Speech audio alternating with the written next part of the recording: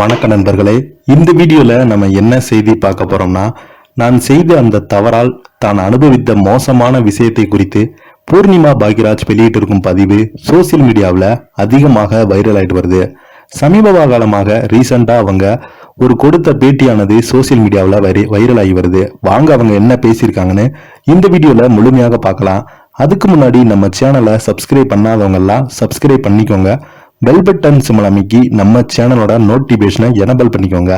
நாங்க போடுற வீடியோ உங்களுக்கு உடனுக்குடனே வந்து சேரும். தன்னுடைய உடல்நிலையால் அனுபவித்த மோசமான சம்பவத்தை குறித்து பூர்ணிமா பாக்யராஜ் எமோஷனாக அளித்திருக்கும் பேட்டி தான் தற்போது இணையதளத்தில் வைரல் ஆகி வருகிறது. தென்னிந்திய சினிமா உலகில் ஒரு காலகட்டத்தில் மிக பிரபலமான நடிகையாக இருந்தவங்க தான் பூர்ணிமா பாக்யராஜ். இவங்க தமிழ் மொழியில் மட்டுமல்லாமல் தெலுங்கு, மலையாளம் என பிற மொழி திரைப்படங்கள்ல நடிச்சிருக்காங்க. இவருடைய கணவர் தமிழ் சினிமா உலகில் மிக பிரபலமான இயக்குனரும் நடிகருமான பாக்யராஜ் தான். இவர் பாக்யராஜுடன் சேர்ந்து பல திரைப்படங்கள்ல நடிச்சிருக்காங்க. அது மட்டும் இல்லாமல் படங்கள்ல நடித்தது மூலம் தான் இவங்களுக்கு இருவருக்குமே காதல் ஏற்பட்டு இருவருமே கடந்த 1984 ஆண்டு திருமணம் செய்து கொண்டாங்க. இவருக்கு சாந்தனு மற்றும் சரண்யா என்ற 2 பிள்ளைகள் இருக்கிறது. இவர் மகன் சாந்தனு தமிழ் சினிமா உலகில் பிரபலமான நடிகராக திகழ்ந்து கொண்டு வருகிறார். பூர்ணிமா பாக்யராஜ் தென்னிந்திய சினிமா உலகில் மிகச்சிறந்த தம்பதிகளாக விளங்கி வராங்க. திருமணத்துக்கு பிறகு பூர்ணிமா பாக்யராஜ் சினிமாவில் இருந்து பிரேக் எடுத்துக் கொண்டாங்க. ஆதலால் காதல் செய்வீர் என்ற படத்தின் மூலம் ரீஎன்ட்ரி கொடுத்தாங்க. அதை தொடர்ந்து பூர்ணிமா படங்கள்ல குணச்சித்திர வேடங்கள்ல நடிச்சுக்கிட்டு வராங்க. அதோடு சின்னத்திரை சீரியல் நிகழ்ச்சிகளிலையும் பங்கு பெற்று வராங்க. கடைசியாக கலர்ஸ் தமிழ்ல ஒளிபரப்பாகி மக்கள் மத்தியில் வரவேற்பு பெற்று வந்த மீனாட்சி என்ற தொடரில் ஹீரோவாக அம்மாவாக நடித்திருந்தாங்க.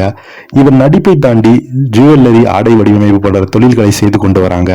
தற்போது சின்னத்திரை, வெள்ளித்திரையில் பிஸியாக நடித்து வராங்க. இந்த நிலையில சமீபத்தில் பூர்ணிமா அளித்திருக்கும் பேட்டி தான் சமீபத்தில் அதில் அவங்க திருமணத்துக்கு பிறகு என்னுடைய தொழிலில் நான் அதிக கவனம் செலுத்தி வந்தேன். எனக்கு சமைக்கவே தெரியாது. இன்ஸ்டாவில் எடுத்து என்னால் சமையல் செய்ய முடியல. அதே போல என்னுடைய உடல் நலத்திற்கு கவனம் செலுத்தவில்லை. இதனால் சில வருடங்களுக்கு முன்பு உடல் எடை கூடி குண்டாகிவிட்டேன். அதற்கு பிறகுதான் யோகா, நடப்பயிற்சி என செய்து பழைய நிலைமைக்கு வந்தேன். அதே போல என்னுடைய சாப்பிட்டாலும் நான் சாப்பிடுவதில் கவனம் செலுத்துவதே இல்லை. தனக்கு உடல் எடை அதிகமாக கூறியதால் இதனால் ரொம்பவே அதிர்ச்சி ஆகிவிட்டு எவ்வளவு வேலை நமக்கு இருந்தாலும் நம்முடைய உடம்பை கவனமாக கவனித்துக் கொள்ள வேண்டும் என்று கூறியிருக்காங்க.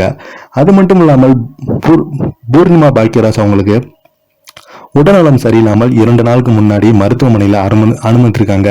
திடீரென நெஞ்சுவலி ஏற்பட்டதாக சொல்லப்படுகிறது அவங்களுடைய நெருங்கிய வட்டாரங்கள். இப்ப பாத்தீங்கன்னா பூர்ணிமா பாக்யராஜை தொடர்ந்து மருத்துவமனையில இருந்துட்டு வராங்க. நிறைய பேர் பாத்தீங்கன்னா இவங்களுக்கு நேரில் போய் சந்திட்டு வராங்க. இதை பத்தி நீங்க என்ன நினைக்கிறீங்க? கீழே உள்ள கமெண்ட் பாக்ஸ்ல மறக்காம பதிவிடுங்க. இந்த வீடியோ உங்களுக்கு பிடிச்சிருந்தா லைக் பண்ணுங்க, ஷேர் பண்ணுங்க, கமெண்ட் பண்ணுங்க. நன்றி, வணக்கம்.